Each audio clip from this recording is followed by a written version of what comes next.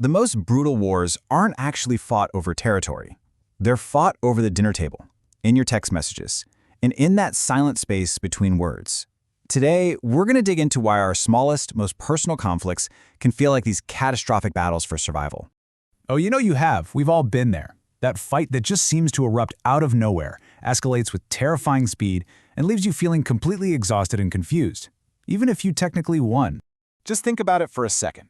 That argument over something as simple as where to get dinner, or that spike of anxiety you feel when you see your text was left on read, that little passive-aggressive comment someone leaves on your post.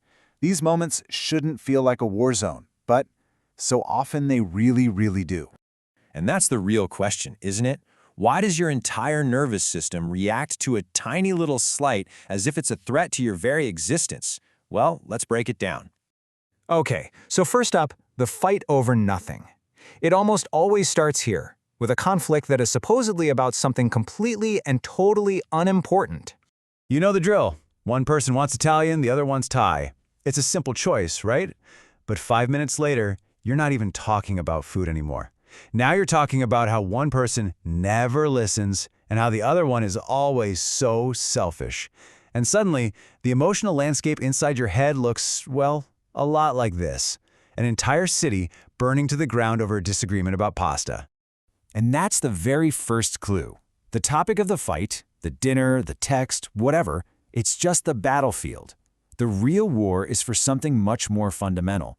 It's about the desperate need to feel seen, to feel respected and validated. The need to be right. So that brings us to this next crucial idea, psychological territory. See, we are all constantly defending a territory, but it's not physical land you can see on a map. It's our psychological territory, and any perceived attack on it is what psychologists call an ego threat. This is basically an assault on who we think we are, our intelligence, our competence, our status, the whole story we tell ourselves about ourselves. And what's so wild is how fast we react. The second that ego threat is detected, our defenses go up. Instantly. We just stop listening, we start building our case, we retreat behind this mental barbed wire, preparing for a siege instead of having a simple conversation. Now, here's a thought that might be a little uncomfortable. The moment your goal becomes winning the argument, you've actually already lost the thing that really matters, which is the connection, the relationship. You might win the battle, but you burn the bridge to do it. And that defensive reaction, that deep, deep need to win, it's all fueled by something even more primal. It's the fear of losing control. I mean, it all comes down to control. But why is the feeling of losing it so utterly terrifying?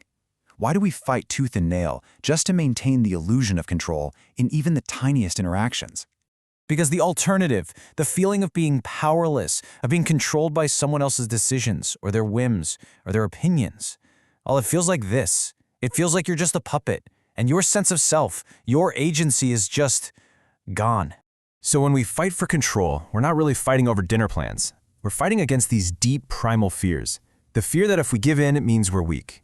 The anxiety that if we don't control the outcome, something terrible is going to happen. The terror that our opinion doesn't matter, and that means we don't matter. And that deep dread that if we aren't in control, we're going to be left behind. And this brings us to the most important point of this entire explainer. This is the revelation that can change how you see every single argument you have. The real war is within. The fight isn't about the physical space, the dinner plans, the text message, the promotion. It was never, ever about the land. It's always about control, that desperate human need to feel like you are the one steering your own ship. And this image just perfectly illustrates the ultimate truth of it all. We exhaust ourselves trying to control every other piece on the board. What other people think, what they say, what they do. But it's a losing game. It's a shattered game. The only piece you have, and ever will have, complete control over is your own. Your reaction, your response, your mindset. So the greatest victory then, it isn't winning the argument. It's not proving you're right. The greatest victory is mastering your response. It's choosing to understand over needing to be understood. It's about protecting your own inner peace when the world outside feels chaotic. Every single time you choose to respond instead of react, every time you recognize you're defending some piece of psychological territory, you are fundamentally changing yourself. You're redrawing your own internal map from one of conflict and defense to one of strength and self-awareness. So, The next time you feel yourself gearing up for a fight, just ask yourself this one question. What land, what piece of psychological territory are you really defending here? And is it worth the war?